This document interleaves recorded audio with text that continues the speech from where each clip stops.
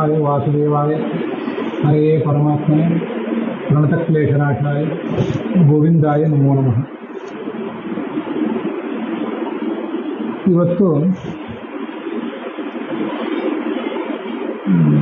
ಮಹಾಭಾರತದಲ್ಲಿ ಪ್ರಸಿದ್ಧ ಆಗಿರುವಂಥ ಎರಡು ನೀತಿಗಳು, ವಿದುರ ನೀತಿ ಅಂತ ಒಂದು, ಕಣಿಕ ನೀತಿ ಅಂತ ಒಂದು, ಅವೆರಡರ ಬಗ್ಗೆ ನೋಡೋಣ. ಪ್ರಾಯ ಇವತ್ತು ಕಣಿಕ ನೀತಿ ಬಗ್ಗೆ ನೋಡೋಣ, ನಾಳೆ ವಿದುರ ನೀತಿ ಬಗ್ಗೆ ನೋಡೋಣ. ಈ ಕಣಿಕ ನೀತಿ ಅನ್ನೋದು ದುಷ್ಟ ನೀತಿ. ದುಷ್ಟ ಆಡಳಿತಗಾರರು ಹೇಗೆ, ದುಷ್ಟದಾದ ರಾಜರು, ದುಷ್ಟದಾದ ಆಡಳಿತಗಾರರು ಅವರು ಹೇಗೆ ರಾಜ್ಯಭಾರ ಮಾಡ್ತಾರೆ, ಹೇಗೆ ಸ್ವಾರ್ಥಿಗಳಾಗಿರ್ತಾರೆ, ಎಲ್ಲವೂ ಕೇವಲ ಕಪಟ ತೋರಿಕೆ ರಾಜನೀತಿ ಅವರು. ಅದರಂತೆ ಈ ಧೃತರಾಷ್ಟ್ರ, ದುರ್ಯೋಧನ ಮೊದಲಾದವರ ಬುದ್ಧಿಯೂ ಕೂಡ ಕಪಟ ಬುದ್ಧಿಯಾಗಿತ್ತು.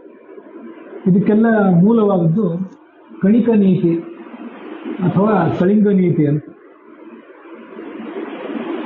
ಮತ್ತೆ ಇನ್ನೊಂದು ವಿದುರ ನೀತಿ, ಅದು ಒಂದು ರಾಜನೀತಿಯೇ. ರಾಜರು ಹೇಗೆ ವರ್ತಿಸಬೇಕು ಅಂತ ನಾವು ಹೇಳುವಂಥ ನೀತಿಯೇ. ಅದು ಈ ರಾಜರು ಹೇಗೆ ಯೋಗ್ಯವಾಗಿ ವರ್ತಿಸಬೇಕು, ಧರ್ಮದಿಂದ ವರ್ತಿಸಬೇಕು ಅಂತ ಅನ್ನೋದನ್ನು ಹೇಳುವಂಥ ನೀತಿ. ಅದರ ಬಗ್ಗೆ ನಾವೀಗ ನೋಡೋಣ. ಈ ಧೃತರಾಷ್ಟ್ರನಿಗೆ ಒಂದು ಬಾರಿ ಶಕುನಿಯ ಗುರುವಾದಂಥ ಒಬ್ಬ ಕಳಿಂಗ ಅನ್ನುವವನು ಮಂತ್ರಿ,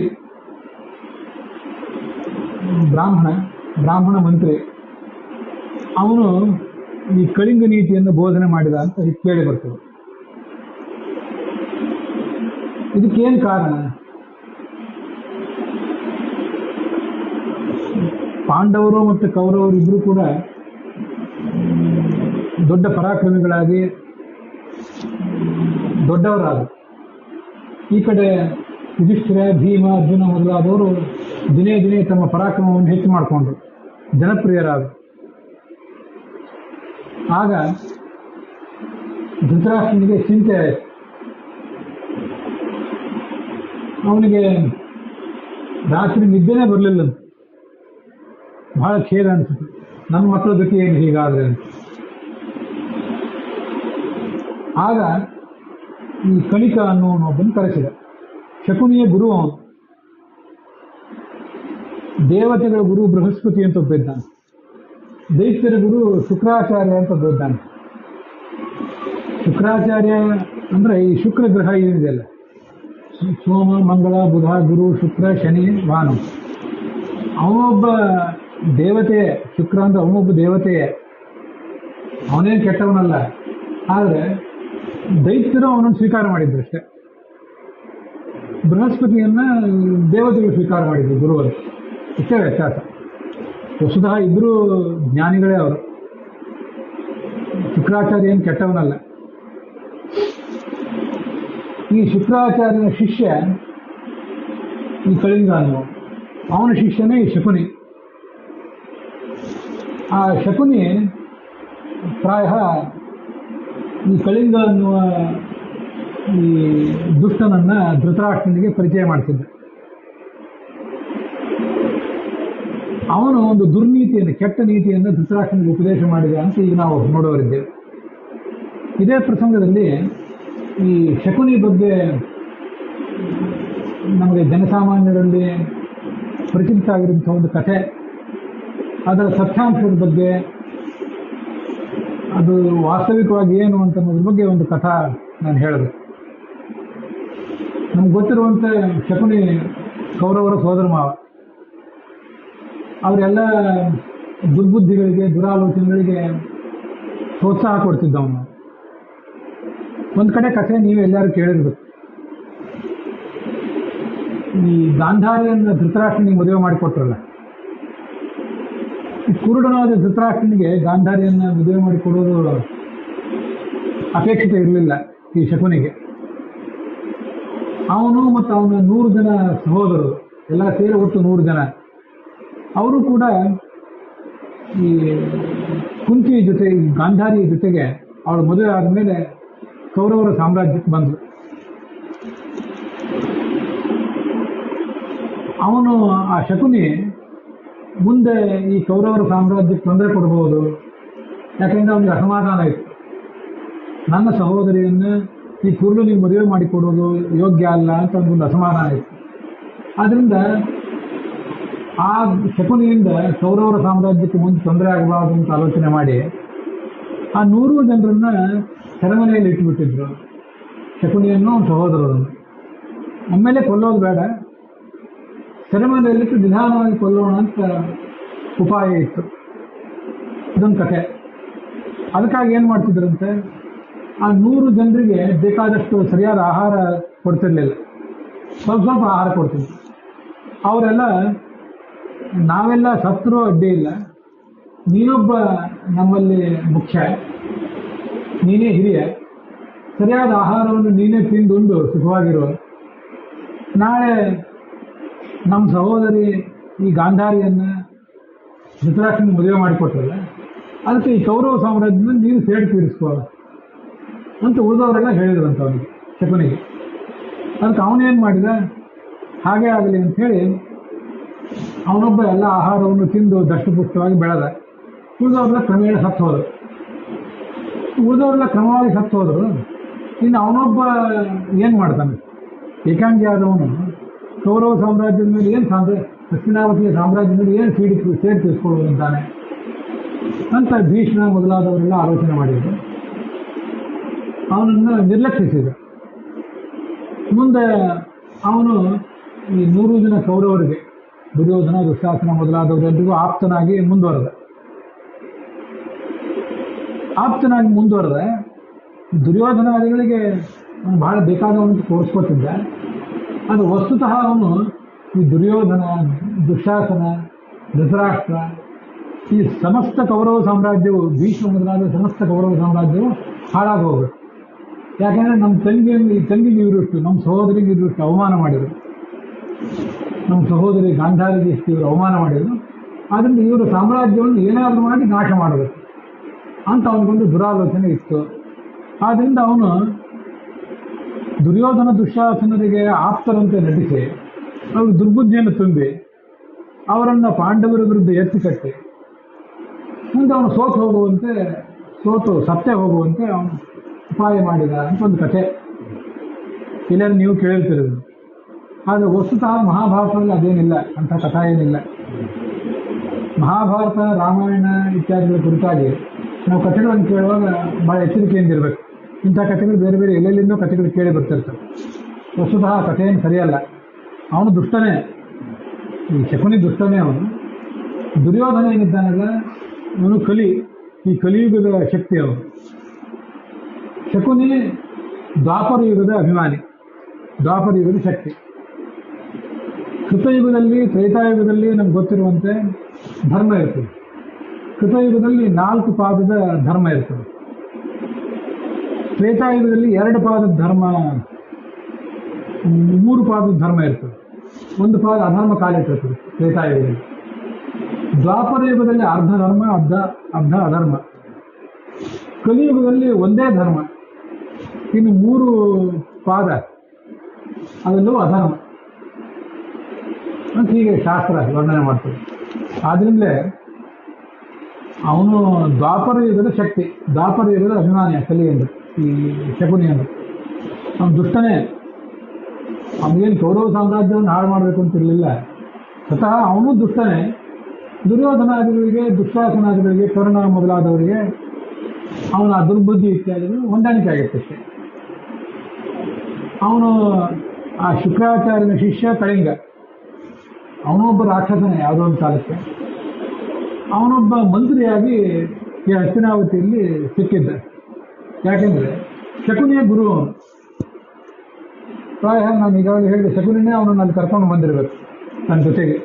ನಮ್ಮ ಗುರುಗಳೊಬ್ಬರು ಇದ್ದಾರೆ, ನಾನೊಬ್ಬನೇ ಸಾಕಾಗೋದಿಲ್ಲ, ನಿಮಗೆಲ್ಲ ದುರ್ಬುದ್ಧಿ ಉಪದೇಶ ಮಾಡಲಿಕ್ಕೆ ನಾನೊಬ್ಬನೇ ಸಾಕಾಗೋದಿಲ್ಲ, ನಮ್ಮ ಗುರುಗಳೊಬ್ಬರು ಇದ್ದಾರೆ ಅಂತ ಅವ್ರನ್ನೂ ಕರ್ಕೊಂಡು ಬಂದಿರಬೇಕು.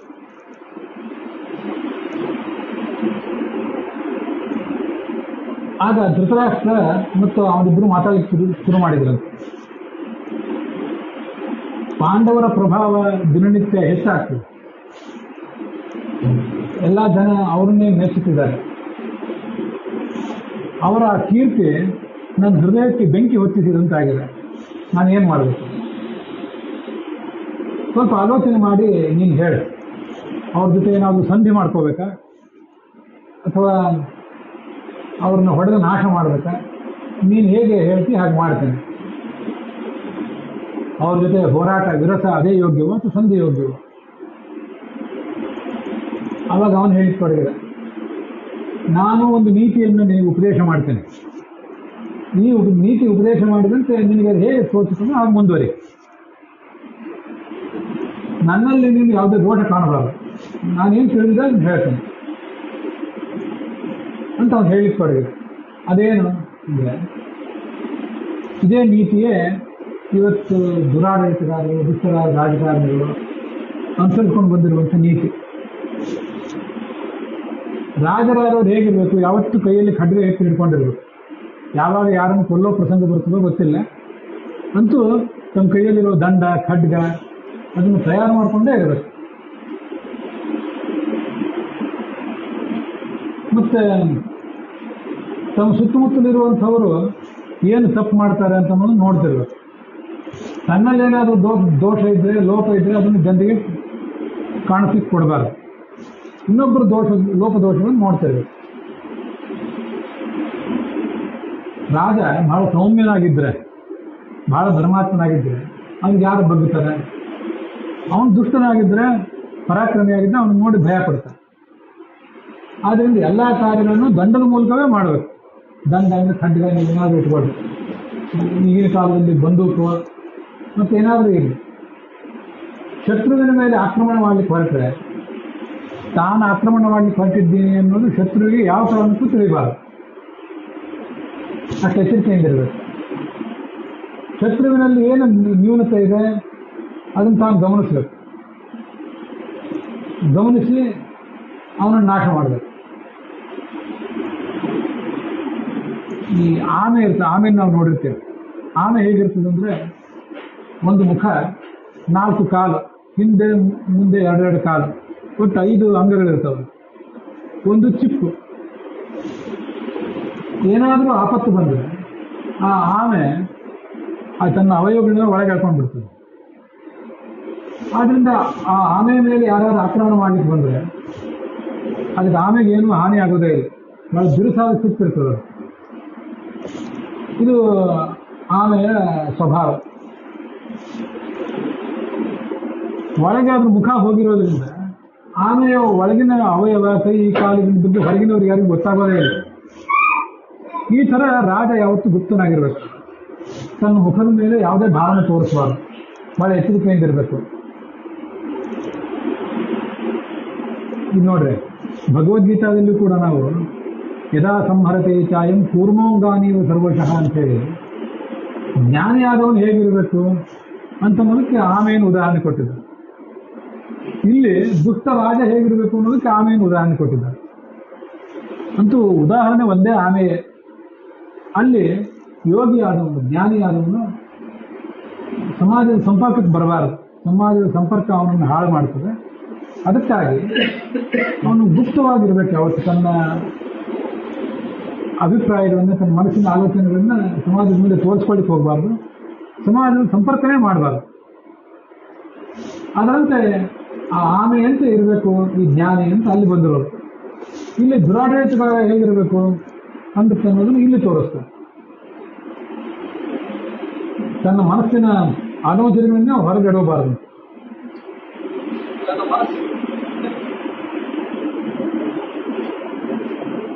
ಇಷ್ಟು ಎಚ್ಚರಿಕೆಯಿಂದ ಯಾವತ್ತೂ ಬದುಕಬೇಕು.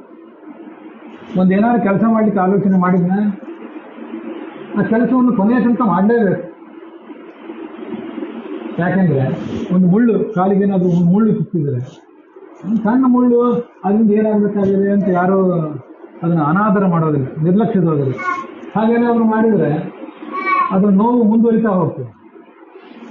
ಕೆಲವೊಂದು ಬಾರಿ ಕಾಲೇ ಕತ್ತರಿಸಬೇಕು ಅಂತ ಪ್ರಸಂಗ ಬರ್ಬೋದು. ಹಾಗೆ ಶತ್ರುವಿನ ಶೇಷ ಅದನ್ನು ಯಾವತ್ತೂ ಉಳಿಗೊಡಬಾರದು. ಮೂರು ಶತ್ರುಗಳನ್ನು ಮೆಟ್ಟಿ ನಿಲ್ಲಬೇಕು.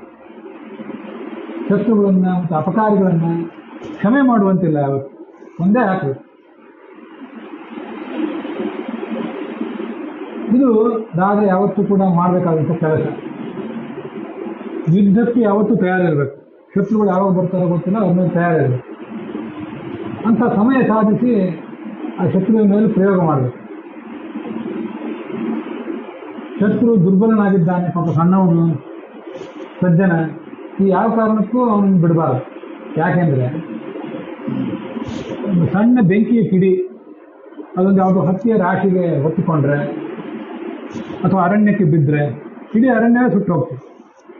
ಅಗ್ನಿ ಕಿಡಿ ಅದೇನಿದ್ರು ಅಗ್ನಿಯೇ ಅದನ್ನು ನಿರ್ಲಕ್ಷ್ಯ ಮಾಡಬಾರ್ದು. ಏನು ಮಾಡಬೇಕು? ಅಂಧಸ್ಯ ಅಂಧವೇಲಾಯ. ಕೆಲವು ಸರಿ ಪೂರ್ಣದಂತ ನಟಿಸ್ಬೇಕು, ತನಗೇನು ಕಾಣಿಸ್ತಾ ಇಲ್ಲ ಅನ್ನುವಂತೆ ನಟನೆ ಮಾಡಬೇಕು. ಎಲ್ಲ ನಟನೆಯ ಬಗ್ಗೆನೇ ಇಲ್ಲಿ ಹೇಳ್ತಾರೆ. ನಿಮಗೆ ದೇವರ ಪೂಜೆ ಮಾಡುವಂತೆ ವರ್ತನೆ ಮಾಡಬೇಕು, ದೇವ್ರ ಬಗ್ಗೆ ಭಕ್ತಿ ಇರಬಾರ್ದು. ಸುಮ್ಮನೆ ಮಠಗಳಿಗೆ ಮಂದಿರಗಳಿಗೆ ಹೋಗ್ತಿರ್ಬೇಕು, ಜನರಿಗೆ ಕೈ ಮುಗಿಬೇಕು.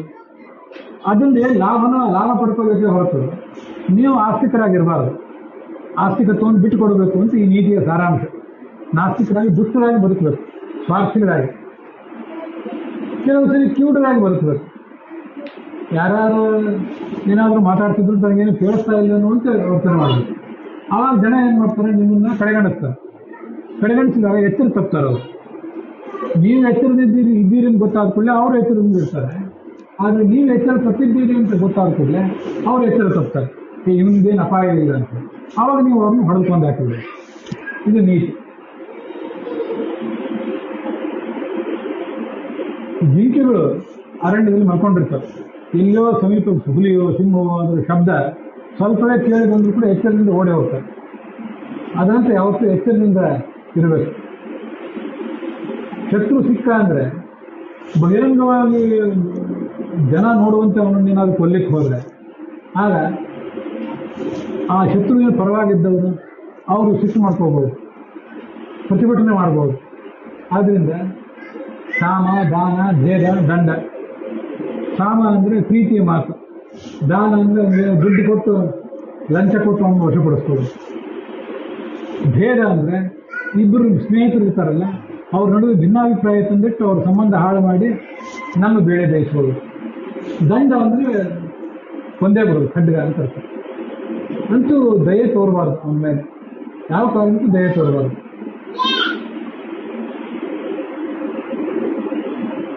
ವಿಷ ಹಾಕಿ ಕೊಲ್ಲಬೇಕು. ಹೇಗೆ ಕೊಲ್ತಿರೋ ಗೊತ್ತಿಲ್ಲ, ವಿಷ ಹಾಕಿ ಕೊಲ್ಲಬೇಕು. ಅಗ್ನಿಯಿಂದ ಸುಟ್ಟಾದರೂ ಕೊಲ್ಲಬೇಕು. ಶತ್ರುವಿನ ಸಾಮ್ರಾಜ್ಯ ಏನಿರ್ತದೆ ಅಲ್ಲಿ ನಿಮ್ಗೆ ಗೂಢಚಾರವನ್ನು ಇರಬೇಕು. ಶತ್ರುವಿನ ಆಪ್ತರಾದವರು ಬೇಕಾದವರು ಇರ್ತಾರಲ್ಲ, ಅವರನ್ನೇ ಅವ್ರ ಮೇಲೆ ಎತ್ತಿ ಕಟ್ಟಿ ಆ ಶತ್ರುವಿನ ಎಲ್ಲವನ್ನೂ ಹಾಳು ಮಾಡಬೇಕು.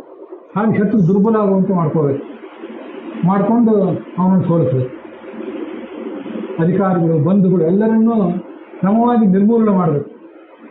ಒಂದು ದೊಡ್ಡ ಮರ, ಅದು ಬುಡನೇ ಕತ್ತರಿಸಿ ಹಾಕಿದರೆ ಕೊಂಬೆ, ಚಿಗುರು ಏನು ಉಳಿತಾರೆ? ಏನೂ ಇಲ್ಲ. ಆ ಥರ ನಾವು ಮಾಡ್ಕೊಳ್ಬೇಕು.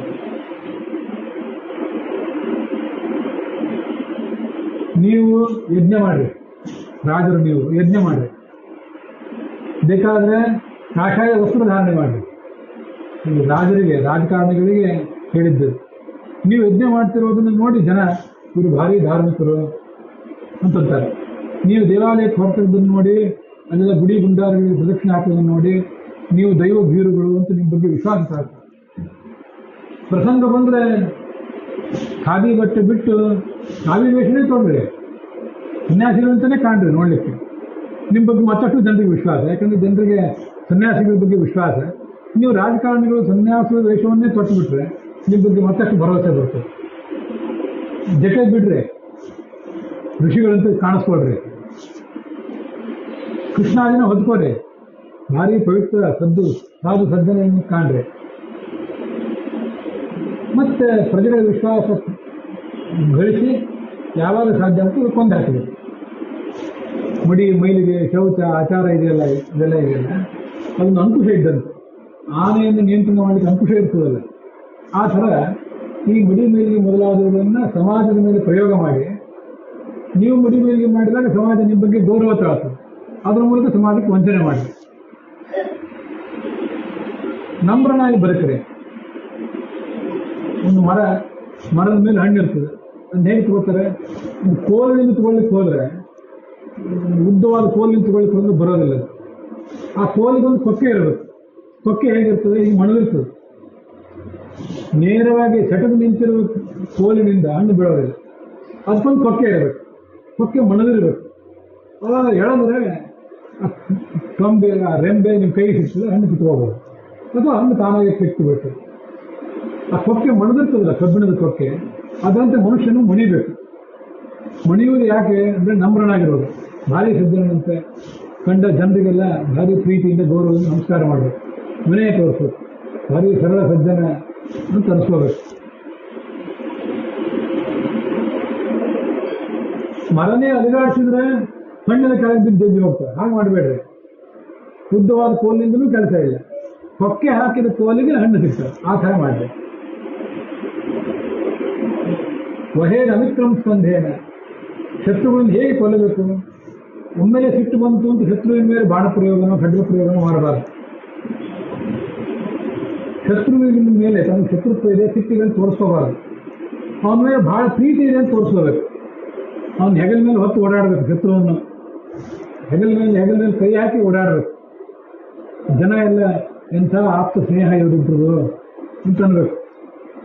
ಯಾವಾಗ ಪ್ರಸಂಗ ಬರ್ತದೋ ಹೆಗಲ ಮೇಲೆ ತಲೆ ಮೇಲೆ ಹೊತ್ತು ಓಡಾಡ್ತಿರ್ತಿರಲ್ಲ ಆ ಶತ್ರುವನ್ನು ಕೆಳಗೆ ಹೋಗಿ ಕುಕ್ಕಬೇಕು. ಗಡಿಗೆ ಅಂತ ಒಂದು ಕುಂಬಳಕಾಯಿ ತಗೊಂಡು ಕೆಳಗೆ ಕುಕ್ಕುತ್ತಾರಲ್ಲ, ಆ ಥರ ಕುಕ್ಕಿ ಬಿಡಬೇಕು. ಸತತ ಪ್ರತ್ಯಾಗತೆ ಕಾಲೇ ಭಿಂದ್ಯ ಘಟ ನಿವಾಸನೆ. ಘಟ ಅಂದರೆ ಗಡಿಗೆ. ಅದನ್ನು ಮಣ್ಣಿನ ಮೇಲೆಲ್ಲ ದೊಡ್ಡ ಹೆಬ್ಬಂಡಿ ಮೇಲೆ ಕುಕ್ಕಬೇಕು. ಗಡಿಗೆ ಒಡೆದು ಚೂರಾಗಬೇಕು. ಅಲ್ಲಿ ತನಕ ಆ ಗಡಿಗೆಯನ್ನು ಹೆಗಲ ಮೇಲೆ ಹೊತ್ತು ಮೆರೆದಾಡಿಸಿದೆ. ಜನ ನಿಮ್ಮನ್ನು ನಂಬಬೇಕು. ಎಷ್ಟೇ ಅಂಗಲಾಚಿದ್ರು ಶತ್ರು ಸಿಕ್ಕಾಗ ಅವನನ್ನು ಬಿಡಬಾರ್ದು, ಕೊಂದೇ ಹಾಕಬೇಕು. ನಿರ್ಘೃಣತೆಯಿಂದ ಕೊಂದ, ನಿಷ್ಕರುಣೆಯಿಂದ ಕೊಂದು ಹಾಕಬೇಕು.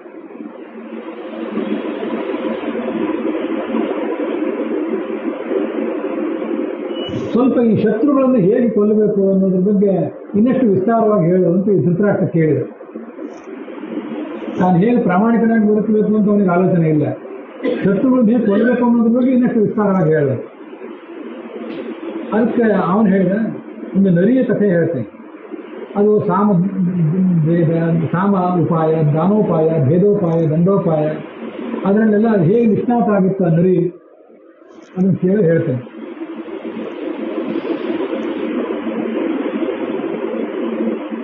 ಒಂದು ಅರಣ್ಯದಲ್ಲಿ ಒಂದು ನರಿ, ಆ ನರಿಗೆ ಎಲ್ಲರೂ ಪಂಡಿತ ಅಂತ ಹೇಳಿ ಕರೀತಿದ್ದೆ. ತುಂಬ ನಿಷ್ಣಾತ ಆಗಿತ್ತು. ಅದಕ್ಕೆ ಒಂದು ಹುಲಿ, ಒಂದು ಇಲಿ, ಒಂದು ಸೋಳ, ಒಂದು ಮುಂಗುಸಿ, ಇಷ್ಟು ಜೊತೆಗಾರರು. ಎಲ್ಲರೂ ಇನ್ನೊಬ್ರಿಗೆ ಕೊಂದು ತಿನ್ನುವವರೇ ಇವರೆಲ್ಲರೂ. ಹೀಗೆ ಅರಣ್ಯದಲ್ಲಿ ಓಡಾಡುವಾಗ ಅಲ್ಲೊಂದು ಜಿಂಕೆ ಕಂಡಿತಾರೆ. ಜಿಂಕೆ ಕಂಡಾಗ ಆ ಜಿಂಕೆಯನ್ನು ತಿನ್ನಬೇಕು ಅಂತ ಇವ್ರಿಗೆಲ್ಲರ ತಲೆಯಲ್ಲಿ ಬಂತು. ಇಷ್ಟು ದಿವಸ ಓಡಾಡ್ತಿದ್ರಲ್ಲ ಇವರೆಲ್ಲರಿಗೂ ಆ ಜಿಂಕೆಯನ್ನು ಕೊಂದು ತಿನ್ನಬೇಕು. ಆದರೆ ಜಿಂಕೆ ಬಹಳ ವೇಗವಾಗಿ ಹೋಗ್ತದೆ, ನಮ್ಗೆ ಗೊತ್ತು. ಆ ಜಿಂಕೆಯನ್ನು ಹಿಡಿಯೋದಕ್ಕೆ ಸುಲಭ ಅಲ್ಲ. ಹೇಗೆ ತಿನ್ನಬೇಕು ಎಲ್ಲ ಸಮಾಜ ಮೀಟಿಂಗ್ ಮಾಡಿದರು. ಯಾವುದೋ ಒಂದು ರಹಸ್ಯವಾದ ಪರಿಸರದಲ್ಲಿ, ಒಂದು ಯಾವುದೋ ಉಪಾಹಾರ ಮಂದಿರದಲ್ಲಿ, ರೆಸಾರ್ಟ್ನಲ್ಲಿ ಮೀಟಿಂಗ್ ಮಾಡ್ತಿರ್ತಾರೆ. ಆ ಥರದ್ದು ಮೀಟಿಂಗ್ ಮಾಡಿದರು. ಆವಾಗ ನರಿ ಮಾತಾಡಿ, ನೋಡು, ಮೊದಲು ಹುಲಿಗೆ ಹೇಳಿ, ಹುಲಿ ರಾಜ, ಸಿಂಹನೂ ರಾಜನೇ, ನೀವಿಷ್ಟು ಜನರಿಗೆ ಹುಲಿಯೇ ರಾಜ. ನೋಡು ರಾಜ, ನೀನು ಎಷ್ಟೇ ಪ್ರಯತ್ನ ಬಿಟ್ಟರು ಈ ಜಿಂಕೆಯನ್ನು ಕೊಲ್ಲಿಕ್ಕೆ ಸಾಧ್ಯ ಆಗೋದಿಲ್ಲ. ಈ ಜಿಂಕೆ ಇನ್ನೂ ಯೌವನದಲ್ಲಿದೆ, ಹರೆಯದಲ್ಲಿದೆ, ಭಾರಿ ವೇಗವಾಗಿ ಓಡ್ತದೆ. ಆದ್ದರಿಂದ ನಾವು ಇದನ್ನು ಉಪಾಯಾಂತರದಿಂದ ಕೊಲ್ಲಬೇಕು. ಬೆನ್ನಟ್ಟಿ ಓಡಿ ಹೋಗಿ ಕೊಲ್ಲೋದು ಸಾಧ್ಯ ಇಲ್ಲ. ಏನು ಮಾಡಬೇಕು? ನಾವೊಂದು ಉಪಾಯವನ್ನು ಸೂಚನೆ ಮಾಡ್ತೇನೆ, ಅದನ್ನು ಆಚರಣೆ ತರೋಣ. ಆಮೇಲೆ ನಾವು ಹೆಂಗೆ ಕೊಲ್ಬೋದು? ಏನು ಮಾಡಬೇಕು ಅಂದರೆ, ಜಿಂಕೆ ಮಲಗಿದ್ದಾಗ ಈ ಇಲಿ ಹೋಗಿ ಅದರ ಕಾಲು ಕಚ್ಚಬೇಕು. ಕಾಲು ಕಚ್ಚಿ ಆ ಜಿಂಕೆ ಎದ್ದ ಮೇಲೆ ಅದಕ್ಕೆ ಓಡ್ಲಿಕ್ಕಾಗಿರಬಾರ್ದು, ಆ ಥರ ಮಾಡಬೇಕು. ಆ ಜಿಂಕೆ ಓಡ್ಲಿಕ್ಕಾಗದಿದ್ದಾಗ ನೀನು ಹುಲಿ ಅದನ್ನ ಬೆನ್ನತ್ತಿ ಆ ಜಿಂಕೆಯನ್ನು ಕೊಂದಾಕಿ, ಆಮೇಲೆ ನಾವೆಲ್ಲ ಸೇರಿ ಆ ಜಿಂಕೆ ಮಾಂಸವನ್ನು ತಿನ್ನೋಣ. ಎಲ್ಲರೂ ಸೇರಿ ಎಲ್ಲರಿಗೂ ಭಾರಿ ಆನಂದ ಆಯಿತು. ಒಳ್ಳೆ ಪ್ಲಾನ್ ಹೇಳಿದೆ ಈ ನರಿ ಅಂತ. ಅದರಂತೆ ಜಿಂಕೆ ಮಲಗಿ ನಿದ್ದೆ ಮಾಡಿತ್ತು. ಇಲ್ಲಿ ಹೋಗಿ ಅದರ ಕಾಲಿಗೆಲ್ಲ ಕಚ್ಚಿತ್ತು. ಕಾಲಿಗೆ ನೋವಾಯಿತು, ಅದಕ್ಕೆ ಓಡ್ಲಿಕ್ಕಾಗದಂತ ಆಯಿತು. ಬೆಳಗಾಗಿ ಎದ್ದ ಮೇಲೆ ಆ ಜಿಂಕೆಗೆ ಓಡ್ಲಿಕ್ಕಾಗದಿದ್ದಾಗ ಹುಲಿ ಅದರ ಮೇಲೆ ಹಾರಿ ಅದನ್ನು ಕೊಂದಾಯಿತು. ಆಗ ನರಿ ಅಲ್ಲಿಗೆ ಬಂತು. ಸ್ನೇಹಿತರ, ಒಳ್ಳೆಯ ದಿನ, ಸುದಿನ ಇವತ್ತು. ನಮ್ಗೆ ಅಧಿಕಾರ ಸಿಕ್ಕಿದೆ, ನಮ್ಮ ಪಕ್ಷಕ್ಕೆ ಅಧಿಕಾರ ಸಿಕ್ಕಿದೆ. ಭಾರಿ ಆನಂದದಿಂದ ಅಧಿಕಾರ ಅನುಭವಿಸೋಣ. ನಾವೀಗ ಏನು ಮಾಡೋಣ, ಎಲ್ಲರೂ ಹೋಗಿ ನದಿಗೆ ಹೋಗಿ ಸ್ನಾನ ಮಾಡಿ ಬನ್ನಿರಿ. ಸ್ವಲ್ಪ ನಾನು ಇಲ್ಲೇ ಕೂತಿರ್ತೇನೆ, ಯಾಕಂದ್ರೆ ವಿಜ್ಞಾನ ತೊಗೊಂಡು ಹೋಗ್ಬಿಟ್ರೆ ನೀವೆಲ್ಲರೂ ಹೋಗಿ ಸ್ನಾನ ಮಾಡಿ ಬರ್ರಿ. ಸ್ನಾನ ಮಾಡಿ ಹಣೆಗೆ ವಿಭೂತಿ, ಶುದ್ಧ ನಾಮ, ಏನೇನು ಮಾಡ್ತೀರೋ ದೇವಾಲಯಕ್ಕೆ ಹೋಗಿ ಏನೇನು ಮಾಡ್ತೀರೋ ಮಾಡಿ ಬನ್ನಿರಿ. ಈ ನದಿಯ ಮಾತನ್ನು ಎಲ್ಲರೂ ನಂಬಿದ್ರು, ಯಾಕಂದ್ರೆ ಎಲ್ಲರೂ ಒಂದೇ ಪಕ್ಷದವರು. ಅದರಂತೆ ಹುಲಿ, ಇಲಿ, ಮುಂಗುಸಿ, ತೋಳ ಅವೆಲ್ಲ ಸ್ನಾನಕ್ಕೆ ಹೋದರು. ನರಿ ಈ ಸಂದರ್ಭದಲ್ಲಿ ತನ್ನ ಮುಂದಿನ ಆಲೋಚನೆ ಪ್ರಾರಂಭ ಮಾಡಿ. ಏನು ಆಲೋಚನೆ ಅಂದರೆ, ಹುಲಿ ಮೊದಲು ಬಂತು. ಹುಲಿ ಸ್ನಾನ ಮಾಡಿ ಬಂದಾಗ ಈ ನರಿ ಏನೋ ಭಾರಿ ಆಲೋಚನೆ ಮಾಡ್ಕೊಂಡು ಕೂತಿತ್ತು, ಚಿಂತೆ ಆದಂತೆ. ಅದಕ್ಕೆ ಹುಲಿ ಕೇಳಿತು, ಏನು ಇಷ್ಟೊಂದು ಆಲೋಚನೆ ಮಾಡ್ತಿದೆಯಲ್ಲ, ಭಾರಿ ಚಿಂತೆ ಆದಂತೆ ಕಾಣಿಸ್ತದೆ ನನಗೆ, ಏನು? ನಾವು ನೀವು ಆಪ್ತರಲ್ಲ, ಹೇಳ್ಬೇಕು ನೀವು.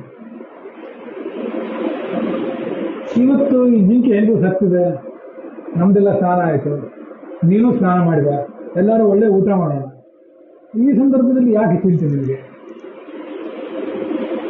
ಅವರ ನರಿಗೆ ಹೇಳಲ, ನಿಜವಾದ ಕಾರಣ ಹೇಳಲ ಅಂತ. ಹೇಳಪ್ಪ, ಯಾಕೆ ಏನು ಚಿಂತೆ? ಹುಲಿ ಹೇಳಿ, ನೋಡು, ಆ ಇಲಿಗೆ ಎಷ್ಟು ಸೊಪ್ಪು, ಇಲಿ ಒಂದಿತ್ತಲ್ಲ, ಇಲಿಗೆ ಎಷ್ಟು ಸೊಪ್ಪು ನೋಡು.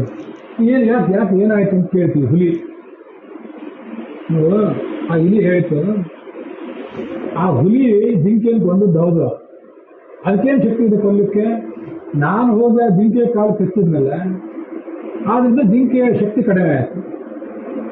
ಆವಾಗ ಹುಲಿ ಹೋಗಿ ಕೊಂದಿತ್ತು. ಹುಲಿಯ ಪರಾಕ್ರಮ ಧಿಕ್ಕಾರ, ಅದರದೇನು ಅಂತ ಇಲಿ ಮಾತಾಡೋಣ ಅಂತು. ವಸ್ತುತಃ ಇಲಿಯನ್ನು ಆ ಥರ ಮಾತಾಡಿರಲಿಲ್ಲ ಪಾಪ, ಅದಕ್ಕಿಂತ ವಂಚಕತನ ಗೊತ್ತಿಲ್ಲ ಅದಕ್ಕೆ. ಇಲಿ ಮಾತಾಡ್ತಿತ್ತು ಅಂತ ಮಾತು ಕೇಳಿದಾಗ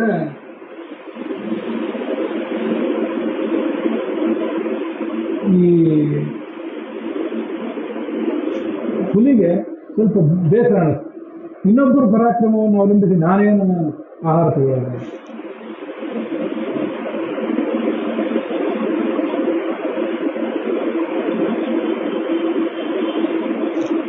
ಆ ಜಿಂಕೆ ಹೇಳ್ತು, ಇದು ನನಗೂ, ಈ ನರಿ ಹೇಳ್ತಿದ್ದು ನನಗೂ ಅವಮಾನವೇ. ಸಣ್ಣ ಒಂದು ಚೋಟುದ್ದದ ಇಲಿ ನನ್ನ ಪರಾಕ್ರಮದಿಂದ ಹುಲಿ ಆಹಾರ ಸ್ವೀಕಾರ ಮಾಡ್ತಿದೆ ಅಂತ ಹೇಳಿದ್ದು, ನಿನಗೆ ಹುಲಿಗೂ ಅವಮಾನ, ನನಗೂ ಅವಮಾನ.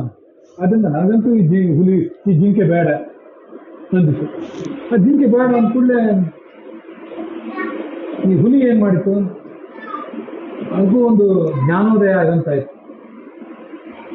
ಇನ್ನಿಂದ ಮುಂದೆ ನಾನು ಯಾವ ಪಕ್ಷಕ್ಕೂ ಸೇರೋದಿಲ್ಲ, ಸ್ವತಂತ್ರ ಪಕ್ಷದಿಂದ ಸ್ಪರ್ಧೆ ಮಾಡ್ತೇನೆ, ನಾನೇ ಹೋರಾಟ ಮಾಡ್ತೇನೆ, ನನ್ನ ಭುಜಬಲ ಪರಾಕ್ರಮದಿಂದ ಏನಾದ್ರು ಬೇಟೆ ಆಡ್ತೀನಿ, ತಿಂತೇನೆ. ಇಲ್ಲಿಯ ಸಹಕಾರ, ಅದರ ಮೂಲಕ ಸಿಕ್ಕಿರುವ ಸಿಂಹಾಸನ ಅಧಿಕಾರ ನಮಗೆ ಬೇಡ, ಗರ್ಜನೆ ಮಾಡ್ಕೊಂಡು ಹುಲಿ ಹೊರಟಾಯ್ತು. ಅಂತೂ ಒಂದು ಪ್ರತಿಸ್ಪರ್ಧೆ ಹೋಯ್ತು ಹುಲಿ. ಈ ಕಡೆ ಇಲಿ ಬಂತು. ಇಲಿ ಬಂದ ಕೂಡಲೇ ಇಲಿಯನ್ನು ಸಮೀಪ ಕರೀತು, ಬಾರಪ್ಪ ಇಲ್ಲಿ ಅಂತ, ಭಾಳ ಪ್ರೀತಿಯಿಂದ. ನೋಡಪ್ಪ, ಈ ಜಿಂಕೆ ಸತ್ತು ಬಿದ್ದಿದೆಯಲ್ಲ, ಇದನ್ನು ತಿನ್ನೋ ಧೈರ್ಯ ನನಗಂತೂ ಇಲ್ಲ, ನನಗೆ ಬೇಡ. ಇಲ್ಲಿ ಕೇಳ್ತು, ಯಾಕೆ? ಇದಕ್ಕೂ ಆಶ್ಚರ್ಯ. ನೋಡು, ನಮಗೆಲ್ಲ ಹೆಚ್ಚು ಜ್ಞಾನ ಇಲ್ಲ, ಎಲ್ಲಿ ವಿಷ ಇರ್ತದೆ, ಎಲ್ಲಿ ವಿಷಪ್ರಾಶನ ಆಗಿರ್ತದೆ ಅನ್ನೋದೆಲ್ಲ ಮುಂಗುಸಿಗೆ ಚೆನ್ನಾಗಿ ಗೊತ್ತಿರ್ತದೆ. ಆ ಮುಂಗುಸಿ ಇದನ್ನು ತಿಳ್ಕೊಂಡಿಲ್ಲ. ಸತ್ತು ಹೋದ ಜಿಂಕೆಯನ್ನು ಮೂಸಿ ನೋಡಿತ ಮುಂಗಿಸಿ, ಇದರೊಳಗೆ ವಿಷ ಪ್ರಾಶನ ಆಗಿದೆ, ಹುಲಿಯ ವಿಷ. ಹುಲಿದ ಯಾವುದು ವಿಷ? ಹಾವಿನ ವಿಷ ಇರ್ತದೆ, ಹುಲಿದ ವಿಷ ಏನಿರ್ತದೆ? ಸುಮ್ಮನೆ ಇದು ಹೇಳುತ್ತೆ, ಹೆದರಿದವ್ರ ಕಾಲದಲ್ಲಿ ಹಾವು ಬಿಡೋದು ಅಂತ ತಿಂತಾರೆ. ಆ ಥರ ಹುಲಿಯ ವಿಷ ಜಿಂಕೆಯಲ್ಲೆಲ್ಲ ಹಾಕಿಕೊಂಡ್ಬಿಟ್ಟಿದೆ. ಆದ್ರಿಂದ ನನಗೆ ಅದು ಬೇಡ.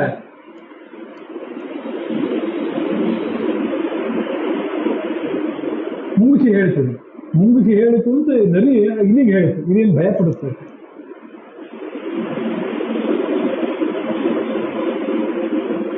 ಹಾಗಾದ್ರೆ ಏನು ತಿನ್ನಬೇಕು? ಏನಾದ್ರು ತಿನ್ಬೇಕಲ್ಲ. ಆ ಮುಂಗುಸಿಗೂ ಹಸಿವಾಗಿತ್ತು ಅಂತ ಈ ನರಿ ಇಲ್ಲಿಗೆ ಹೇಳಿತು. ಏನು ಹಸಿವಾಗಿತ್ತು ಅಂದರೆ ಅದೊಂದು ಆಹಾರ ಬೇಕಾಗಿತ್ತು. ನೋಡು ನರಿ, ನೀನೇನಾದ್ರೂ ನಾನು ಸಮ್ಮತಿ ಕೊಟ್ಟ ಇಲ್ಲಿಗೆ ತಿಂದು ಬಿಡ್ತೇನೆ ಅಂತ, ನೀನು ಸಮ್ಮತಿ ಕೊಡು ಇಲ್ಲಿಗೆ ತಿಂದು ಬಿಡ್ತೀನಿ ಅಂತ ಮುಂಗುಸಿ ಹೇಳಿತು ಅಂತ ಆ ಮುಂಗುಸಿಯ ಪರವಾಗಿ ಈ ನರಿ ಹೇಳಿತು. ಇಲ್ಲಿಗೆ ಭಯ ಆಯ್ತು ಪಾಪ. ಬದುಕಿದ್ದು ಇನ್ನೊಂದಿಷ್ಟು ದಿವಸ ಎಲ್ಲರೂ ಹೋಗಿ ಬೇರೆ ಏನೋ ಆಹಾರ ತಗೋತೀನಿ, ಆ ಮುಂಗುಸಿ ಬಾಯಿ ಸಿಕ್ಕಿದ್ರೆ ನನ್ನ ಗತಿ ಏನು? ಮುಂಗುಸಿ ಇದಕ್ಕಿಂತ ದೊಡ್ಡ ಪ್ರಾಣಿ. ಅದರಿಂದ ಹೆದರಿ ಓಡಿ ಹೇಳ್ತಾರೆ. ಭಯದಿಂದ ನಡುಗಿ ಅದು ಬಿಲದೊಳಗೆ ಹೋಗಿ ಸೇರ್ಕೊಳ್ತು. ಹುಲಿ ಹೋಯ್ತು, ಮರ್ಯಾದೆಗೆ ಹೆದರಿ, ತನ್ನ ಘನತೆಗೆ ಹೆದರಿ ಹುಲಿ ಹೋಯ್ತು. ಭಯಗೊಂಡು ಇಲಿ ಹೋಯ್ತು. ಮುಂದೆ ತೋಳ ಬಂತು. ತೋಳ ಬಂದ್ಕೂಡ ನರಿ ಎದ್ದು ನಿಂತು, ನೋಡಪ್ಪ, ನಮ್ಮ ಹುಲಿ ರಾಜನಿಗೆ ನಿನ್ನ ಮೇಲೆ ಬಹಳ ಸಿಟ್ಟು ಬಂದಿದೆ,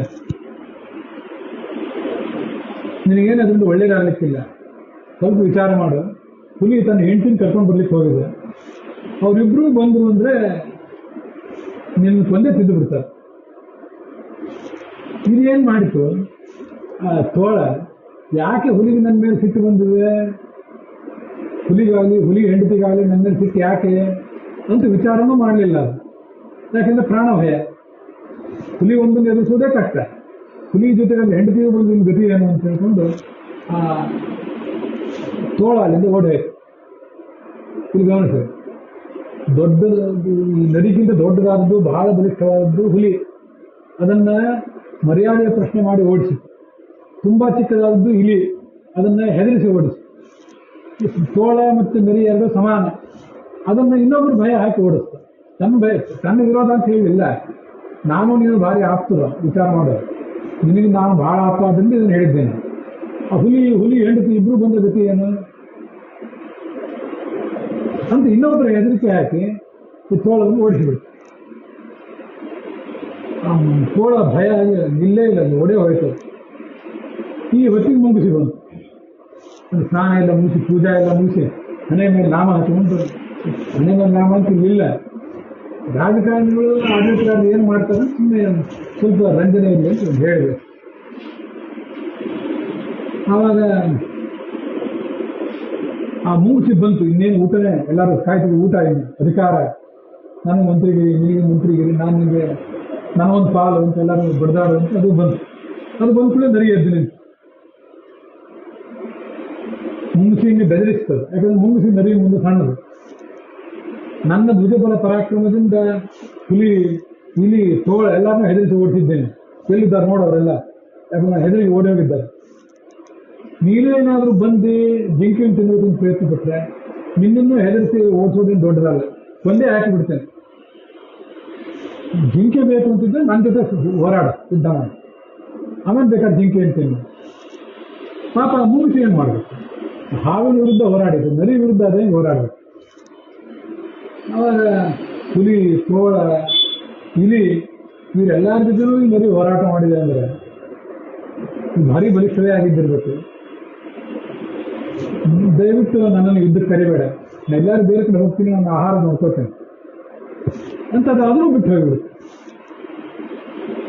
ಹುಲಿ, ತೋಳ ಇವರೆಲ್ಲರನ್ನ ಹೆದರಿಸಿ ಓಡಿಸುವಷ್ಟು ಶಕ್ತಿ ಈ ನರಿಗೆ ಇದೆಯಾ ಅಂತ ಆಲೋಚನೆ ಮಾಡಿದ್ದು ಹೋಗ್ಲಿಲ್ಲ. ಅದು ಎಲ್ಲರಿಗೂ ಪ್ರಾಣ ಭಯ. ಇಷ್ಟೆಲ್ಲರೂ ಹೋದ ಮೇಲೆ ಒಬ್ಬೊಬ್ಬರನ್ನು ಒಂದೊಂದು ಉಪಾಯದಿಂದ ಓಡಿಸಿ ಆ ನರಿ ಏಕಾಂಗಿಯಾಗಿ ಅಧಿಕಾರ ಸ್ವೀಕಾರ ಮಾಡಿ.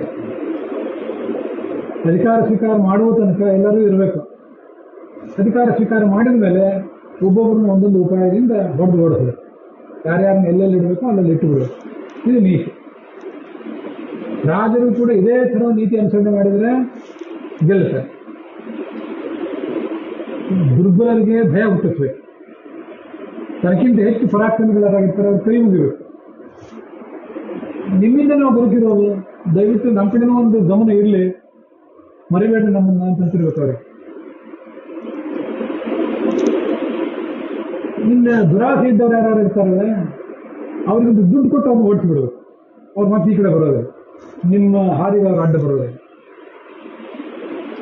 ತನಗೆ ಸಮಾನವಾದವರು ಅಥವಾ ತನಕ್ಕಿಂತ ಕಡಿಮೆ ಬಲಶಾಲಿಗಳಾದವರು ಯಾರು ಇರ್ತಾರಲ್ಲ, ಅವ್ರನ್ನ ಕೆಲವ್ರನ್ನ ಹೆದರಿಸಿ, ಕೆಲವರನ್ನು ಬೆದರಿಸಿ ಓಡಿಸಿ. ಇವು ಕೆಲವು ವಿಷಯಗಳು. ಒಂದು ವಿಚಾರ ತಿಳ್ಕೊ, ನಿನಗೆ ಪ್ರತಿಸ್ಪರ್ಧಿ, ನಿನ್ನ ಅಧಿಕಾರದ ಪ್ರತಿಸ್ಪರ್ಧಿ ನಿನ್ನ ಮಗ ಇರಬಹುದು, ನಿಮ್ಮ ಮಿತ್ರ ಇರಬಹುದು, ನಿಮ್ಮ ಸಹೋದರ ಇರಬಹುದು, ನಿಮ್ಮ ತಂದೆ, ನಿಮ್ಮ ಆಚಾರ್ಯ, ಪಾಠ ಹೇಳಿಕೊಟ್ಟು ಗುರು, ಯಾರೂ ಇರಲಿ, ಶತ್ರುವಾಗಿದ್ದರೆ ನಿನಗೊಂದು ಪ್ರತಿಸ್ಪರ್ಧಿ ಅಂತಂದರೆ ಅವ್ರನ್ನ ಕೊಂದೇ ಹಾಕಬೇಕು. ಶತ್ರುಗಳಲ್ಲಿ ಬಂಧುಗಳು, ಮಿತ್ರರು, ಸ್ನೇಹಿತರು ಅನ್ನೋ ಯಾವ ಆಲೋಚನೆಯನ್ನು ಮಾಡಬಾರದು. ಗುರುವನ್ನು ಕೂಡ ಈ ಥರದ ಸಂಶಯ ದೃಷ್ಟಿಯಿಂದ ನೋಡಿ ಅವರು ಕೊಂದು ಹಾಕಬೇಕು.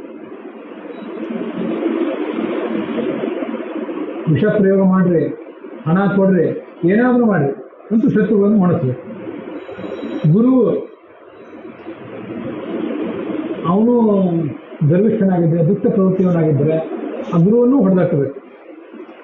ನಿಮಗೆ ಬೇಕಾದಷ್ಟು ಸಿಟ್ಟು ಬಂದಿರ್ಬೋದು, ಒಳಗೆ ಸಿಟ್ಟು ಹೊರಗೆ ತೋರಿಸಬಾರದು, ಮುಖದಲ್ಲಿ ಮಂದಹಾಸ ತೋರಿಸ್ತಿರ್ಬೇಕು. ಶತ್ರುವನ್ನು ಕೊಲ್ಲುವುದಕ್ಕಿಂತ ಮುಂಚೆ, ಕೊಲ್ಲುವಾಗ, ಕೊಂದಾದ್ಮೇಲೆ ನಿಮ್ಮ ಬಾಯಿಂದ ಪ್ರೀತಿ ಮಾತೇ ಬರ್ತಿರ್ಬೇಕು. ಯಾವತ್ತೂ ಕೆಟ್ಟ ಮಾತಾಡಬೇಡ್ರಿ, ಆದರೆ ಕೆಟ್ಟ ಕೆಲಸಗಳನ್ನು ನಿಲ್ಲಿಸಬೇಡಿ. ಶತ್ರು ಸತ್ತ ಮೇಲೆ ಅಯ್ಯೋ ಪಾಪ ಸಾಯಬಾರ್ದಿತ್ತು, ಇವರಿಲ್ಲದೆ ನಮ್ಮ ದೇಶ, ನಮ್ಮ ಸಮಾಜ, ನಮ್ಮ ಪಕ್ಷ ಇದೆಲ್ಲ ಬಡವಾಗಿರ್ತದೆ, ದೊಡ್ಡ ತುಂಬಲಾರದ ಹಾನಿಯಾಗಿದೆ ಅಂತ ಮಾತಾಡ್ತಿರ್ಬೇಕು. ಒಂದು ಗುಣಗಾನ ಮಾಡಿ ಅರ್ಥ ಕೂತಿರ್ಬೇಕು. ಶತ್ರುವಿನ ಸ್ಥಿತಿ ಮಜಬೂತಾಗಿದ್ದಾಗ, ಅವನು ಬಲಿಷ್ಠನಾಗಿದ್ದಾಗ ತಗ್ಗಿ ನಡೀಬೇಕು. ಅವನು ದುರ್ಬಲನಾದಾಗ ಬಿಡಬಾರ್ದು. ಆದ್ದರಿಂದ ಸದಾಚಾರ, ಶೀಲ, ನಡವಳಿಕೆ ಅನ್ನೋದು ಹೊರಗಿನ ಮುಖವಾಡಾಗ ಆ ಥರ ಬದುಕಬೇಕು. ಯಾರನ್ನು ಕೊಲ್ಲಬೇಕಾಗಿದೆಯೋ ಅವ್ರ ಮನೆಯನ್ನೇ ಸುಟ್ಟು ಬಿಡಬೇಕು. ಇನ್ನು ಗಮನಿಸಿರಿ, ಈ ನೀತಿಯೆಲ್ಲ ಕೇಳಿಯೇ ಪಾಂಡವರನ್ನು ವಾರಣಾವತದಲ್ಲಿ ಸುಟ್ಟು ಬಿಡಬೇಕು ಅಂತ ದುರ್ಯೋಧನಾದಿಗಳು ಮಾಡಿದ ಒಂದು ಸಂಚಿಗೆ ಧೃತರಾಷ್ಟ್ರ ಸಹಿ ಹಾಕಿದೆ. ಇಲ್ಲದವರು ಆಗ್ತಿರ್ಲಿಲ್ಲ.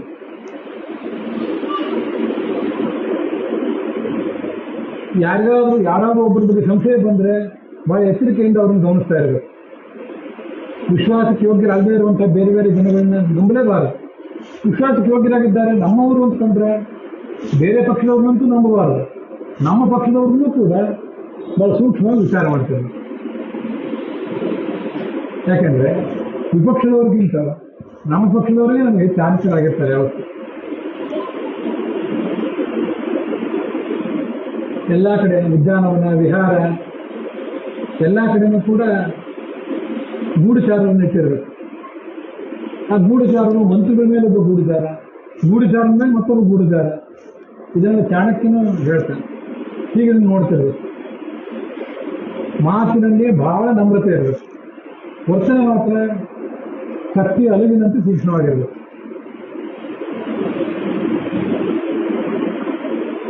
ಯಾವತ್ತೂ ಅಂಜಲಿ ಶಪಥಃ ಸಾಂತ್ವಂ, ಎಲ್ಲಿ ಹೋದ್ರು ಅಂಜಲಿ. ಹೊರಗೆ ಎದ್ದು ಬಂದು ಯಾವತ್ತೂ ಕೈ ಮುಗಿತಾ ಇರಬೇಕು. ಕೈ ಕೆಳಗಿಳಿಸುವಂತೆ ಇಲ್ಲ. ನಮಸ್ಕಾರ ನಮಸ್ಕಾರ ಅಂತಿರ್ಬೇಕು ಎಲ್ಲರಿಗೂ. ಆಮೇಲೆ ಎಲ್ಲಿ ಪ್ರಸಂಗ ಬಂದರೂ ಕೂಡ ಇದಕ್ಕೆ ನಾವು ಬದ್ಧರಿದ್ದೇವೆ, ಈ ಕೆಲಸ ಮಾಡ್ಕೊಳ್ಳಿಕ್ಕೆ ನಾವು ಬದ್ಧರಿದ್ದೇವೆ, ಇದು ನಮ್ಮ ಜೀವಮಾನದ ಉದ್ದೇಶ ಅಂತ ನಮ್ಮ ಕಮಿಟ್ಮೆಂಟನ್ನು ತೋರಿಸ್ಬೇಕು. ಮಾಡ್ತಿರೋ ಬಿಡ್ತಿರೋ ತೋರಿಸ್ಬೇಕು.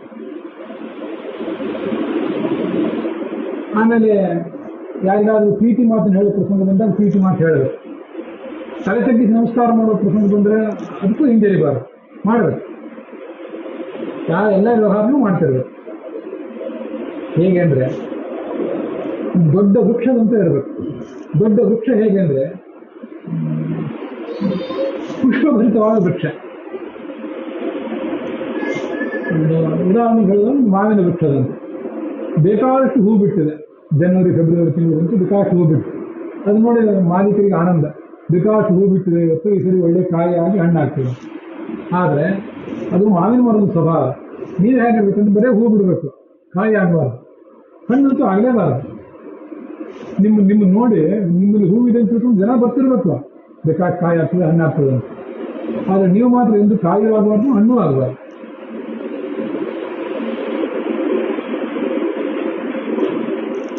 ಇನ್ನೂ ಕಾಯಿಯಾಗಿ ಇರ್ತದೆ, ಆದರೆ ಹಣ್ಣು ಅಂತ ಕಾಣಿಸ್ಬೇಕು, ಆದರೆ ಅವ್ರಿಗೆ ಸಿಗೋಂಗಿರ್ಬಾರ್ದು.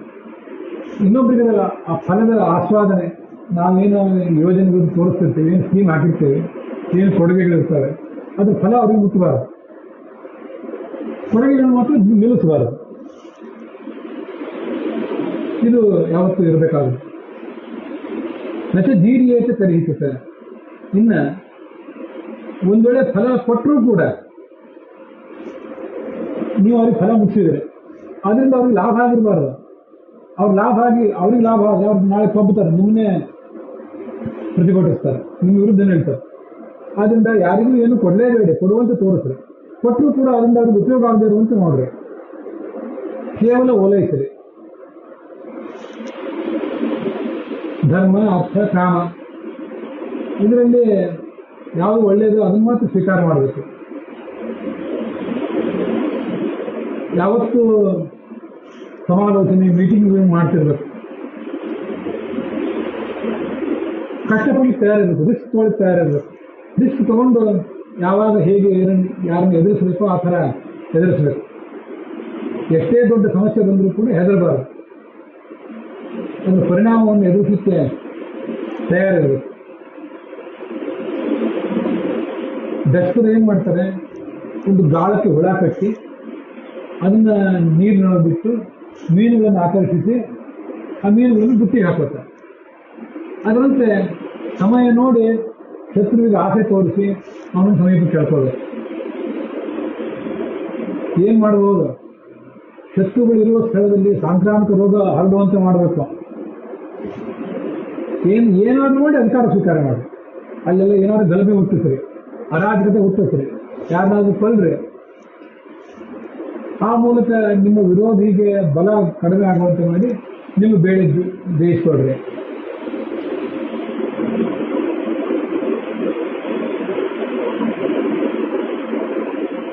ಹೀಗೆ ಶತ್ರುನಾದಂಥ ರಾಜ ಯಾವತ್ತೂ ಎಚ್ಚರಿಕೆಯಿಂದಿರಲಿ, ಎಚ್ಚರಿಕೆಯಿಂದ ಇರಬೇಕಾದ ಅವನ ಕರ್ತವ್ಯ.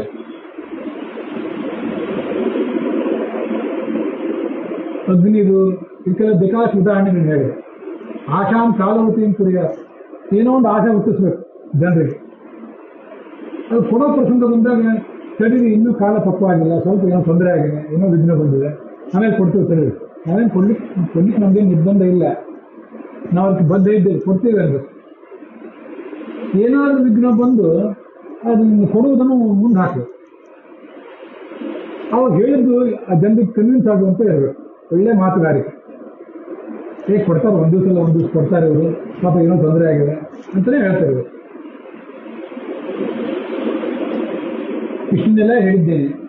ಇನ್ನು ನೀನು ಪಾಂಡವರ ಬಗ್ಗೆ ಹೇಗೆ ನಡ್ಕೋಬೇಕು ಆ ಥರ ನಡ್ಕೋ. ಅವರಂತೂ ಬೇಕಾದಷ್ಟು ಪರಾಕ್ರಮಿಗಳು, ನ್ಯಾಯ ನೀತಿವಂತರು, ಇದ್ರ ಬಗ್ಗೆ ವಿಚಾರ ಮಾಡು ಅಂತ ಹೇಳಿದೆ. ಇದನ್ನೆಲ್ಲ ಧೃತರಾಷ್ಟ್ರ ಕೇಳಿದೆ.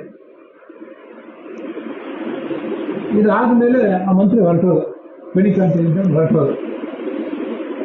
ಈಗ ಶಕುನಿ, ದುರ್ಯೋಧನ, ದುಶ್ಯಾಸನ, ಕರ್ಣ ಎಲ್ಲರೂ ಸೇರಿ ಅಲ್ಲಿ ಬಂದರು ಧೃತರಾಷ್ಟ್ರನ ಹತ್ರ. ಅವನ ತಲೆ ಒಳಗೆ ಈ ಹುಳುಗಳನ್ನೆಲ್ಲ ಬಿಟ್ಟಿದ್ನಲ್ಲ ಆ ಮಂತ್ರಿ, ಅವಾಗ ಅಲ್ಲಿಗೆ ಬಂದು ಅವ್ರು ಹೇಳಿದ್ರು, ನೋಡಿ ದಿನನಿತ್ಯ ಪಾಂಡವರ ಕೀರ್ತಿ ಎಲ್ಲ ಕಡೆ ಹರಡ್ತಿದೆ, ಇದರಿಂದ ನಮಗೆ ಮುಂದೆ ಕಂಟಕ ಆಗ್ತದೆ. ಏನಾದರೂ ಮಾಡಿ ಪಾಂಡವರನ್ನು ದೂರ ಇಡೋಣ, ಅವರನ್ನು ಯಾವ್ದಾದ್ರು ಬೇರೆ ಪ್ರದೇಶಕ್ಕೆ ಕಳಿಸೋಣ, ಆವಾಗ ಸಾಮ್ರಾಜ್ಯ ನಮ್ಗೆ ಆಗ್ತದೆ ಅಂತ ಈ ದುರ್ಯೋಧನ ಮೊದಲಾದವರು ಧೃತರಾಷ್ಟ್ರನಿಗೆ ಹೇಳಿದರು. ಇಲ್ಲಿ ತಮ್ಮನ ಮಕ್ಕಳು ಪಾಂಡವರನ್ನು ದೂರ ಕಳಿಸಿದರೆ ನಮಗೆ ಕೆಟ್ಟ ಹೆಸರು ಬರ್ತದಲ್ಲ ಅಂತ ಅವನಿಗೆ ಹೆದರಿಕೆ. ಕಣ್ಣಲ್ಲಿ ನೀರು ಬಂತು. ಆವಾಗ ದುರ್ಯೋಧನ ಹೇಳಿದ, ನೀವು ಅದನ್ನೇನು ಹೆದರಬೇಡ್ರಿ, ನಾವು ಮಂತ್ರಿಗಳಿಗೆ, ಪ್ರಜಾ ಪ್ರಮುಖರು, ಅಲ್ಲಿ ಸಮಾಜದ ಪ್ರಮುಖರು ಅಂತ ಇರ್ತಾರೆ, ಅವರಿಗೆಲ್ಲ ಚೆನ್ನಾಗಿ ದುಡ್ಡು ಕೊಟ್ಟು ಅವರನ್ನು ನಾನು ವಶ ಮಾಡ್ಕೊಂಡಿದ್ದೆ. ಆದ್ದರಿಂದ ಯಾರೂ ನಮ್ಮ ಬಗ್ಗೆ ತಪ್ಪು ತಿಳ್ಕೊಳ್ಳೋ ಸಾಧ್ಯತೆ ಇಲ್ಲ. ನೋಡಿ, ಲಂಚ ಕೊಡೋದು ಇದೆಲ್ಲ ಅವಾಗಲೂ ಇದ್ದೇ ಇತ್ತು. ಲಂಚ ಕೊಡೋರು ತಗೊಳ್ಳೋರು ಎಲ್ಲರೂ ಇದ್ದೇ ಇತ್ತು. ಆದ್ರಿಂದ ಏನಾದರೂ ಮಾಡಿ ಆ ಪಾಂಡವರನ್ನ ದೂರ ಕಳ್ಸೋಣ. ಇದು ದೂರ ಕಳ್ಸೋಣ ಅಂದ್ರೆ ಏನು ಮಾಡಬೇಕಾದ್ರೆ, ಆವಾಗ ಈ ಧೃತರಾಷ್ಟ್ರ, ಈ ದುರ್ಯೋಧನಾದಿಗಳ ಸಲಹೆಯಂತೆ ಕೆಲವು ಮಂತ್ರಿಗಳನ್ನ, ಕೆಲವರು ಯಾರ್ಯಾರನ್ನೂ ಕರೆದ, ಸಮಾಜದ ಪ್ರಮುಖರನ್ನು. ಅವರು ಪಾಂಡವರ ಜೊತೆ ಸಹಜವಾಗಿ ಮಾತಾಡ್ತಾ ಕೂತಿದ್ದಾಗ ಅಲ್ಲೊಂದು ವಾರಣಾವತ ಅಂತ ಊರಿದೆ, ಬಹಳ ಸುಂದರವಾಗಿದೆ ಅಂತ ಅದರ ಕೀರ್ತಿ ಬಗ್ಗೆ ಹೇಳೋರು. ಪಾಂಡವರಿಗೆ ಆ ಊರನ್ನು ನೋಡಬೇಕು ಅಂತ ಸಹಜವಾಗಿ ಒಂದು ಆಸಕ್ತಿ ಬರಬೇಕು. ಆ ಥರ ಮಾಡಿತ್ತು. ಒಂದು ದಿವಸ ಧೃತರಾಷ್ಟ್ರ ಪಾಂಡವರನ್ನು ಕರೆದ, ಧರ್ಮರಾಜನನ್ನೇ ಕರೆದ.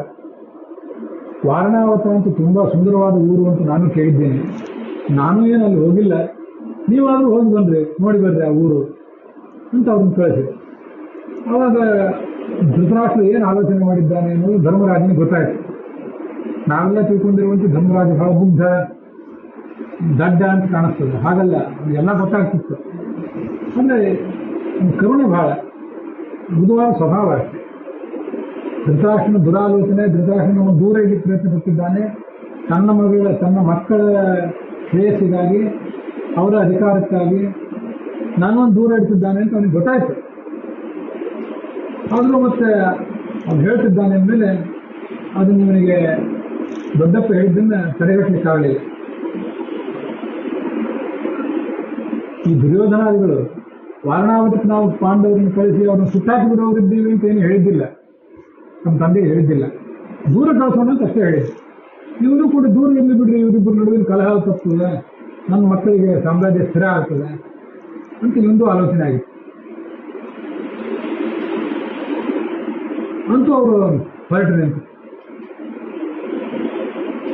ಆವಾಗ ಪುರೋಚನ ಅಂತ ಒಬ್ಬ ಮಂತ್ರಿಯೋ ಮೇಸ್ತ್ರಿನೋ ಅವನನ್ನು ಕರೆದು ಚೆನ್ನಾಗಿ ದುಡ್ಡು ಕೊಟ್ಟು, ಈ ಧೃತರಾಷ್ಟ್ರ ದುರ್ಯೋಧನ ಏನು ಮಾಡಿದ, ಪಾಂಡವರಲ್ಲಿ ಹೋಗೋರಿದ್ದಾರೆ, ಅವ್ರ ಸಲುವಾಗಿ ಊರ ಹೊರಗೆ ಒಂದು ಅರಮನೆ ತಯಾರು ಮಾಡಿ, ಅದು ಹೇಗಿರಬೇಕು ಅರಮನೆ ಅಂದರೆ ಬೇಗ ಸುಟ್ಟು ಬೂದಿ ಆಗುವಂತೆ ಇರಬೇಕು. ಅದಕ್ಕೆ ಮಣ್ಣು ಗಾರೆ ಮಾಡ್ತಾರೆ, ಗಿಲಾವ ಮಾಡ್ತಾರೆ, ಅದಕ್ಕೆಲ್ಲ ಚೆನ್ನಾಗಿ ತುಪ್ಪ, ಎಣ್ಣೆ ಇತ್ಯಾದಿಗಳನ್ನ ಮಿಶ್ರಣ ಮಾಡಿರಬೇಕು. ಅರಗು ಬೇಗ ಸುಟ್ಟು ಹೋಗುವಂಥ ಪದಾರ್ಥಗಳೆಲ್ಲ ಅಲ್ಲಿರಬೇಕು. ಹೊರಗೆ ಯಾರಿಗೂ ಗೊತ್ತಾಗಬಾರ್ದು.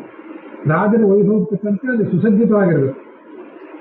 ಮತ್ತೆ ನೀರಿನಿಂದ ಯಾರಿಗೂ ತಿಳಿಸಬಾರ್ದು, ಎಚ್ಚರಿಕೆಯಿಂದ. ಪಾಂಡವರು ಅಲ್ಲಿ ಬಂದು ನೆಲೆ ಕಂಡ ಮೇಲೆ ಅವರಿಗೆ ಸಂಶಯ ಬರದೇ ಇರುವಂತೆ ಒಂದು ದಿವಸ ಬೆಂಕಿ ಹಚ್ಚಿದ್ರು, ಅವ್ರನ್ನ ಸತ್ತೋಗಿಬಿಡ್ತಾರೆ. ಇಷ್ಟು ಉಪಾಯ ಮಾಡಿದ್ರು. ಅದರಂತೆ ಅರಮನೆ ತಯಾರು ಮಾಡಿದ ಅವನು, ಆ ಮಂತ್ರಿ. ಪ್ರಜೆಗಳಿಗೆ ಗೊತ್ತಾಯ್ತು, ಈ ಧೃತರಾಷ್ಟ್ರ ಪಾಂಡವಿನ ಮಕ್ಕಳನ್ನ ದೂರ ಇಡಲಿಕ್ಕೆ ಪ್ರಯತ್ನ ಪಟ್ಟಿದ್ದಾನೆ, ತನ್ನ ಮಕ್ಕಳ ಸಲುವಾಗಿ ಅಂತೆಲ್ಲ ಗೊತ್ತಾಯ್ತು. ಅವರು ಯುಧಿಷ್ಠಿರನ್ನ ಕೆಲವು ತಡೆದು ಹೋಗಬೇಡ ಅಂದರು. ಅವನು ಹೇಳಿದ, ನಮ್ಮ ದೊಡ್ಡಪ್ಪ ನಮ್ಮ ತಂದೆ ಸಮಾನ, ನಮ್ಮನ್ನು ಹೋಗು ಅಂತ ಹೇಳಿದ್ದಾನೆ, ಅಂತ ಹೋಗಿ ಬರ್ತೀವಿ ನಾವು ಅಂತ ಅವನು ಪ್ರಜೆಗಳಿಗೆಲ್ಲ ಸಮಾಧಾನ ಹೇಳಿದ.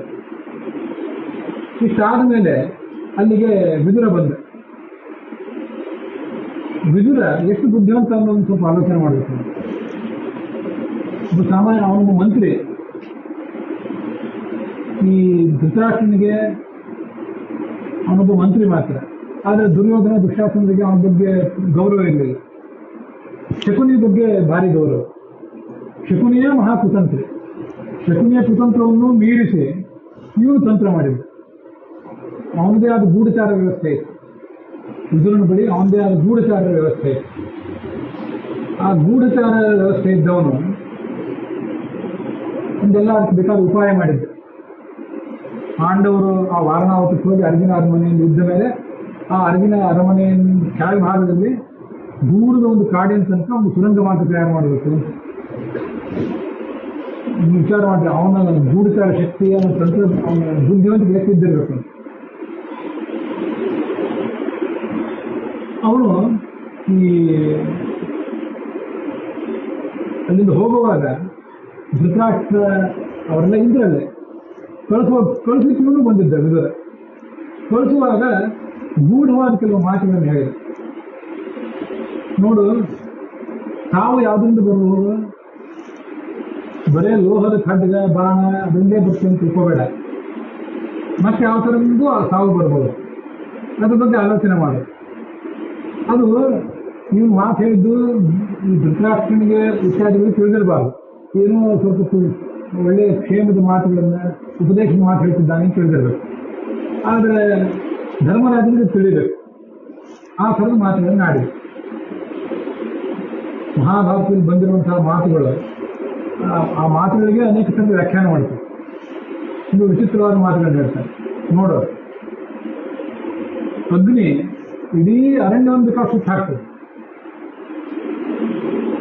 ಆದರೆ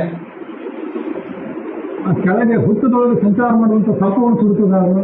ಯಾಕಂದರೆ ಸರ್ಪ ಹುತ್ತದೊಳಗೆ ಓಡಿ ಮತ್ತೆಲ್ಲ ಸುರಂಗ ಮಾರ್ಗದೊಳಗೆ ಹೋಗಿ ಎಲ್ಲ ತಪ್ಪಿಸ್ಕೊಂಡು ಬಿಡ್ತದೆ, ಬಿಲದೊಳಗೆ ಹೋಗಿ. ಆದರೆ ಅಂತಹ ಸರ್ಪಕ್ಕೆ ಏನೂ ತೊಂದರೆ ಆಗೋದಿಲ್ಲ. ಸರ್ಪ ಅಥವಾ ಇಲಿ ಅದಕ್ಕೇನು ತೊಂದರೆ ಆಗೋದಿಲ್ಲ, ಎಲ್ಲ ಹೋಗಿಬಿಡ್ತದೆ, ತಪ್ಪಿಸ್ಕೊಂಡು ಬಿಡ್ತದೆ. ಉದಾಹರಣೆ ಯಾಕೆ ಕೊಟ್ಟ, ನಿಮಗೆ ನಾಳೆ ಬೆಂಕಿ ಅನಾಹುತ ಕಾದಿದೆ, ನೀವು ಅದು ಕೆಳಗಿರುವಂಥ ಸುರಂಗ ಮಾರ್ಗವನ್ನು ಗಮನಿಸಿ ಇಲಿಯಂತೆ ಹಾವಿನಂತೆ ಅದನ್ನು ತಪ್ಪಿಸ್ಕೋಬೇಕು. ಅದರಿಂದ ಎಚ್ಚರಿಕೆಯಿಂದಿರಿ, ಯಾವತ್ತೂ ಧೈರ್ಯ ಇರಲಿ. ಆಪ್ತರ ಅಲ್ಲದೆ ಇದ್ದವರು ಯಾರಿಂದ ಏನಾದ್ರು ತಗೊಳ್ಬೇಕಂದ್ರೆ ಭಾಳ ಎಚ್ಚರಿಕೆಯಿಂದ ತಗೊಳ್ರಿ. ಯಾರಾದ್ರು ವಿಷ ಕೊಟ್ಟು ಬಿಡ್ಬೋದು, ಗಮನ ಇರಲಿ.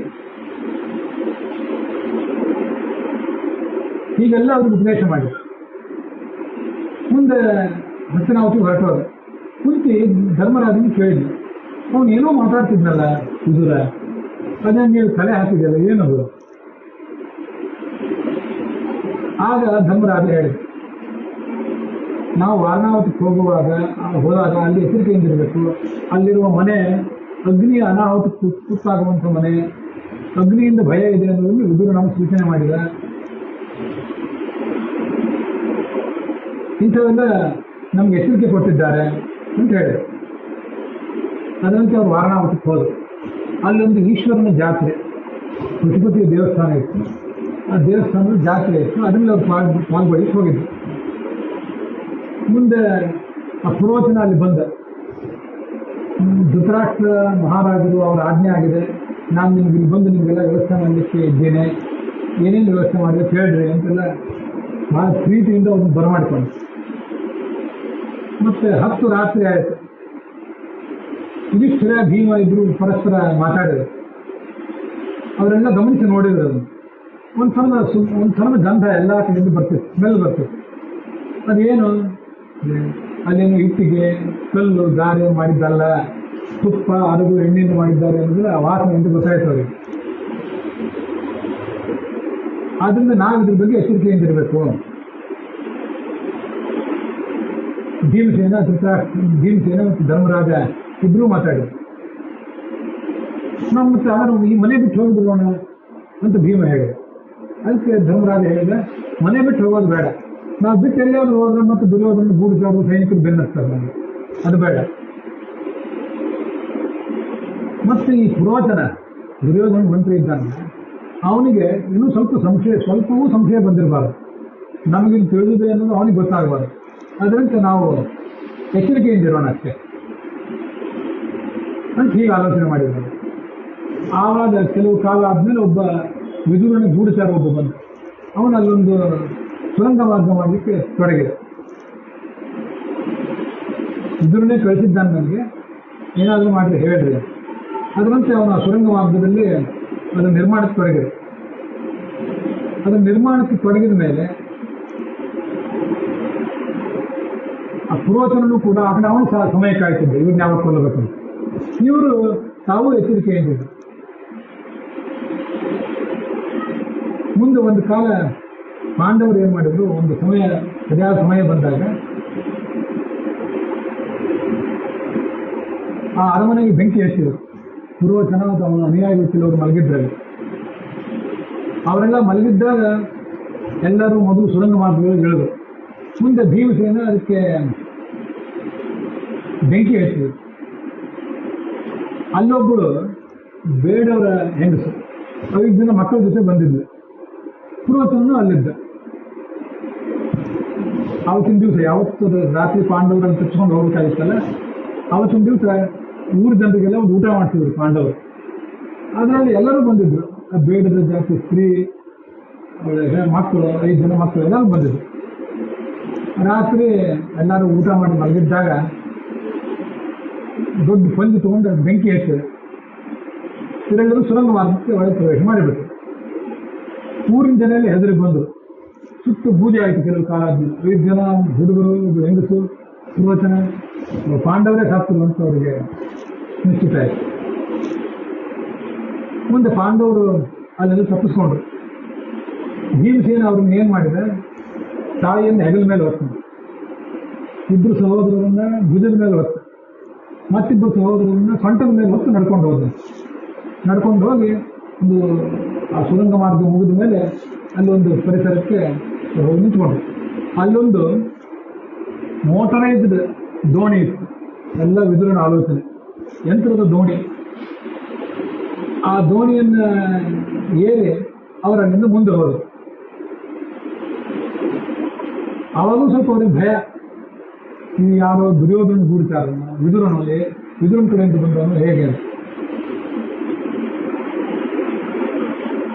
ಅವರಿಬ್ಬರಿಗೊಂದು ಸಂಕೇತ ಬೇಕಲ್ಲ.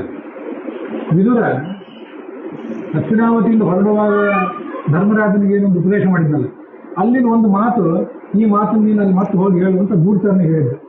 ಅದೊಂದು ಸಂಕೇತ. ವಿದುರನ ಬಾಯಿಂದಲೇ ಬಂದದ್ದು ಈ ಮಾತು ಅಂತ ಗೊತ್ತಾಗುತ್ತದೆ ಧರ್ಮರಾಜನಿಗೆ. ಕಕ್ಷಜ್ಞ ಶಿಶಿರಜ್ಞಶ್ಚ ಅಂತ ಒಂದು ಶ್ಲೋಕ, ಅದನ್ನ ವಿದುರ ಧರ್ಮರಾಜನಿಗೆ ಹೇಳಿದ್ದ. ಅದನ್ನೇ ಇವತ್ತು ಈ ಗೂಢಚಾರ ಧರ್ಮರಾಜನಿಗೆ ಹೇಳಿದ್ರು. ಕೋಡ್ವರ್ಡ್, ಪಾಸ್ವರ್ಡ್. ಆ ಪ್ರಕಾರ ಅವ್ರು ನಂಬಿದ್ರು. ಆ ದೋಣಿಯನ್ನು ಅವರು ದಾಟಿ ದೂರದ ಪರಿಸರಕ್ಕೆ ಹೊರಟೋರು.